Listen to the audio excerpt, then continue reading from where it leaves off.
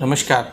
हमारे पास कई पेशेंट्स ऐसे आते हैं जो इधर उधर भटकते रहते हैं और अपने बीमारी के इलाज में काफ़ी देर कर देते हैं। उनसे पता करने पे पता चलता है कि उनको पता ही नहीं था कि किस डॉक्टर से परामर्श लें, कहाँ पे जाके उनको दिखाना चाहिए। तो आज हम डिस्कस करेंगे कि अपने शरीर की कौन कौन सी ऐसी परेशानियाँ हैं जिसके लिए हमें न्यूरो रोग संबंधित विशेषज्ञ के पास जाना चाहिए।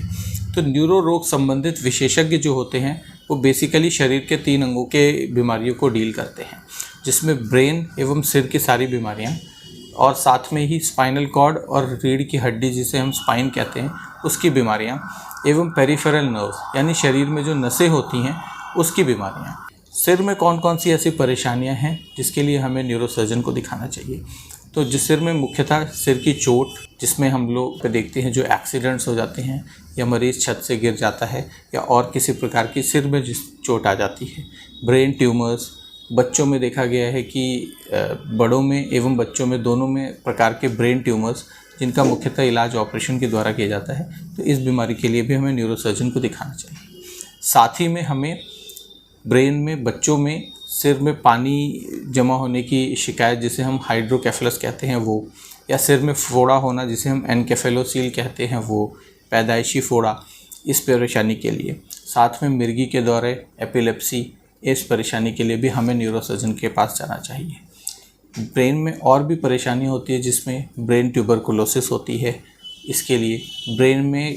कोई गठान हो उसके लिए, साथ ही कुछ कॉन्जेनाइटल प्रॉब्लम्स होती हैं यानी कुछ आनुवंशिक परेशानियां भी होती हैं जिसकी वजह से ब्रेन में कई बार विकार पैदा हो जाते हैं, परेशानियां आती हैं और जिसका रिज़ल्ट मरीज़ को हेडेक, वॉमिटिंग या नज़र कमज़ोर होना, इस तरीके की परेशानियां होती हैं। एक ब्रेन में एक ट्यूमर होता है जिसे हम पिट्यूटरी, जो पिट्यूटरी की ग्रंथि होती है उसमें होने वाले ट्यूमर्स के लिए भी हमें न्यूरोसर्जन के पास दिखाने जाना चाहिए। साथ ही में हमें स्पाइनल कॉर्ड या रीढ़ की हड्डी जिसे हम लोग स्पाइनल कॉलम कहते हैं, उसमें होने वाली परेशानियों के लिए भी न्यूरोसर्जन को दिखाना चाहिए, जिसमें मुख्यतः गर्दन का दर्द जिसे हम लोग आम भाषा में सर्वाइकल स्पॉन्डिलोसिस की बीमारी कहते हैं, स्पाइन ट्यूमर्स के लिए, रीढ़ की हड्डी में फ्रैक्चर या चोट के लिए, स्पाइनल कॉर्ड में इन्फेक्शन के लिए, रीढ़ की हड्डी में ऑस्टियोपोरोसिस यानी उम्र के साथ जो रीढ़ की हड्डी कमज़ोर हो जाती है, कैल्शियम की कमी हो जाती है, उससे जो हड्डियों में दर्द होता है उसके लिए, हड्डियों में फ्रैक्चर हो जाना, रीढ़ की हड्डी में फ्रैक्चर होना, चाहे वो चोट की वजह से हो चाहे किसी और कारण से हो, इसके लिए लंबे समय तक क्रॉनिक या लंबा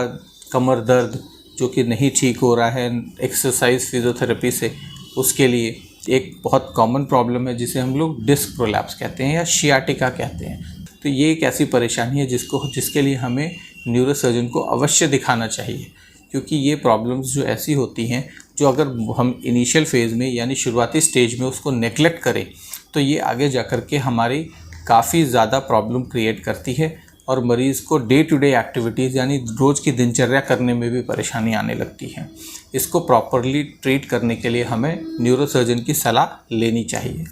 इसके अलावा पेरिफेरल नर्वस सिस्टम, जिसमें शरीर से स्पाइनल कॉर्ड से निकलने वाली नसों की बीमारियां होती हैं, जिसमें diabetic neuropathy, hypertensive neuropathy, hypothyroid neuropathy एवं उसमें होने वाले ट्यूमर्स जिसमें न्यूरोफाइब्रोमाज, श्वानोमाज और नर्व शीट ट्यूमर्स आते हैं, इन बीमारियों के लिए भी हमें न्यूरोसर्जन को दिखाना चाहिए। इसके अलावा बहुत सारे न्यूरालजियाज होते हैं जिसमें नसों में दर्द होता है, जिसमें ऑक्सीपिटल न्यूरालजियाज, प्यूबिक न्यूरालजियाज,